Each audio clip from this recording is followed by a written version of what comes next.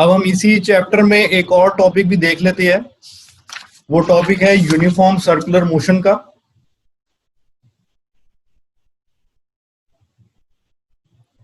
Okay, let's see uniform circular motion. Uniform circular motion की अगर definition आ जाए तो ये जो फर्स्ट लाइन में लिखी है, if an object moves in a circular path with uniform speed the motion is called uniform circular motion. Means कोई भी बॉडी अगर सर्कल में घूम रही है तो वो सर्कुलर मोशन तो है ही, पर अगर कांस्टेंट स्पीड हो गई, यूनिफॉर्म स्पीड हो गई, तो वो एक यूनिफॉर्म सर्कुलर मोशन हो गया। ओके, सेकंड पैराग्राफ देखते हैं। In uniform circular motion magnitude of velocity that is speed remains constant, इसीलिए वो यूनिफॉर्म है। However, there is continuous change in velocity due to change in the direction of motion at every point on circular path. जैसे ये अगर circular path है तो हम इस पॉइंट पे देखें तो जो डायरेक्शन ऑफ मोशन है वो इस तरफ है, इस पॉइंट पे देखिए तो वो इस तरफ है। तो ये जो है एक टेंजेंट होता है, ये भी अभी तक आपने नहीं पढ़ा है। टेंजेंट मींस कि अगर कोई सर्कल है, बीच में सेंटर है, दिस इज सेंटर, और इस पॉइंट पे मान लो ए पॉइंट पे हम देख रहे हैं कि डायरेक्शन ऑफ मोशन क्या है, बॉडी इस तरह इस डायरेक्शन में अगर जा रही है तो हम सेंटर को अगर इस पॉइंट से ज्वाइन करेंगे तो ये तो रेडियस हो गया। अब रेडियस से जो 90 डिग्री का अगर एंगल बना तो ये जो फिर डायरेक्शन हुई ये टेंजेंट कहलाता है। मींस कि वो लाइन टेंजेंट जो सर्कल को सिर्फ एक पॉइंट पे टच कर रही है, that point is a. Okay, उसको टेंजेंट कहते हैं। तो ऐसे ही हर पॉइंट पे अलग अलग टेंजेंट रहता है, इस पॉइंट पे इस डायरेक्शन में जाएगा, इस पॉइंट में इस डायरेक्शन में। सो डायरेक्शन जो है वो हर पॉइंट पे चेंज हो रही है। इसी का हम एक एग्जांपल भी देखते हैं कि मान लीजिए एक स्टोन को गोल गोल घुमाया जा रहा है। अब किसी भी पॉइंट पे वो अगर रस्सी से बंधा है, रस्सी छूट जाती है या टूट जाती है तो स्टोन गोल गोल नहीं घूमेगा, फिर वो एकदम से सीधी डायरेक्शन में जाता है।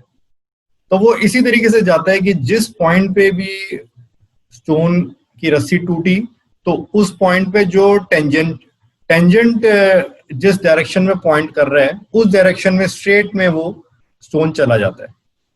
इसी तरीके से आप देखो कि अगर कोई स्पोर्ट्स होता है तो उसमें डिस्कस थ्रो का जो गेम होता है तो उसमें प्लेयर पूरा घूम के डिस्कस को ऐसे फेंकता है, तो जब उसके हाथ से वो डिस्कस छूटती है तो वो बिल्कुल स्ट्रेट जाती है उस वक्त। तो वो स्ट्रेट डायरेक्शन है टेंजेंट वाली डायरेक्शन। हम सेकंड और थर्ड पैराग्राफ में भी देखते हैं क्या लिखा है। हाँ, पहले तो उस लाइन को हम कंप्लीट कर लेते हैं फर्स्ट पैराग्राफ में कि hence however there is continuous change in velocity due to change in direction of motion at every point on circular path। ये आप समझ गए चेंज इन डायरेक्शन क्यों है। hence a uniform circular motion is an example of an accelerated motion, क्योंकि direction change हो रही है और इसीलिए कोई भी सर्कुलर मोशन है तो वो एक्सेलरेटेड मोशन होता ही है, चाहे वो यूनिफॉर्म सर्कुलर मोशन हो या नॉन यूनिफॉर्म सर्कुलर मोशन हो। पर uniform circular motion change in direction की वजह से एक्सेलरेटेड मोशन होता है, स्पीड तो उसमें सेम ही रहती है। आगे बढ़ते हैं। The direction of velocity at any point of the circular path is along the tangent at that point as shown in figure. ठीक है, जैसे मैंने आपको समझाया वो इस फिगर में भी ड्रॉ हुआ है कि हर पॉइंट पे जो डायरेक्शन है वेलोसिटी की that is along the tangent at that point. फिर आगे लिखा है so if a stone tied to a string is whirled around in circle and suddenly released it flies off along a straight line tangential to the circular path. Okay, this is because once the stone is released it continues to move along the direction it has been moving at that instant.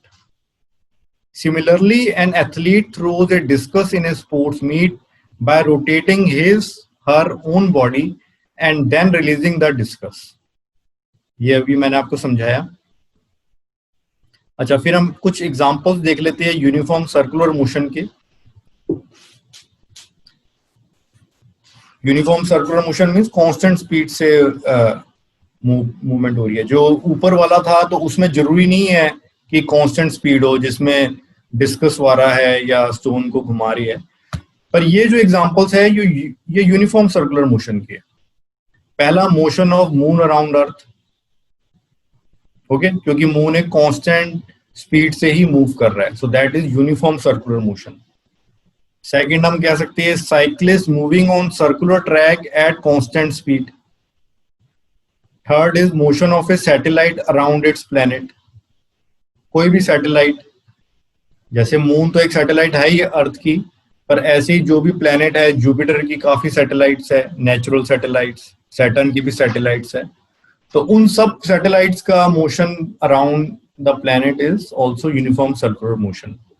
इसी तरह से fourth, motion of earth around sun, या motion of any other planet around sun, जो भी planets है हमारे solar system के। इस टॉपिक से रिलेटेड क्या क्वेश्चन पूछे जा सकते हैं हम देख लेते हैं। Question 67, define uniform circular motion. ये हम कर देंगे। फर्स्ट पैराग्राफ में लिखा है definition, give to examples of uniform circular motion.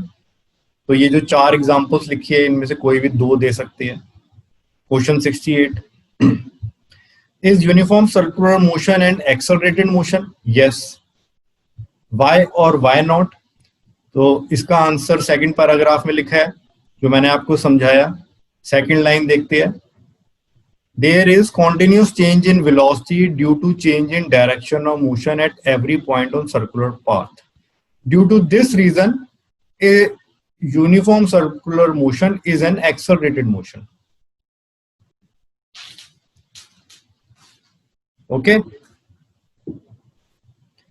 फिर क्वेश्चन 69 देखते हैं, during a uniform circular motion name the physical quantity which remains constant. तो कांस्टेंट रहती है स्पीड, और second is changes continuously, so change होती है वेलोसिटी क्योंकि डायरेक्शन चेंज हो रही है। ओके, तो हम डायरेक्शन नहीं लिखेंगे, यहाँ पे वेलोसिटी लिखेंगे। क्वेश्चन 70 भी देख लेते हैं, an athlete releases A discuss after rotating his body few times. ये एग्जांपल मैंने आपको समझाया। Comment upon the direction in which discus moves after it is released. तो डायरेक्शन क्या हुई? डायरेक्शन है direction in which discus moves is along a straight line tangential to the circular path. उसको explain करने के लिए लिखा है। तो एक्सप्लेन के लिए वही आगे की लाइन आप लिख दोगे, this is because once the discus, यहाँ पे क्योंकि डिस्कस है, discus is released, it continues to move along the direction it has been moving at that instant. Okay, so यहाँ पे हमारा ये टॉपिक खत्म होता है, ये वीडियो भी खत्म होता है। हम नेक्स्ट वीडियो इस सीरीज का लास्ट वीडियो होगा इस चैप्टर का, उसमें हम इसके न्यूमेरिकल्स देखेंगे, इक्वेशंस ऑफ मोशन के, हम एनसीईआरटी शॉर्ट एग्जांपल्स भी देखेंगे, सारे एनसीईआरटी के क्वेश्चंस भी देखेंगे जो भी इक्वेशंस ऑफ मोशन से रिलेटेड है, और कुछ अच्छे एक्स्ट्रा क्वेश्चंस भी मैं आपको बताऊंगा। Okay friends, okay students, bye.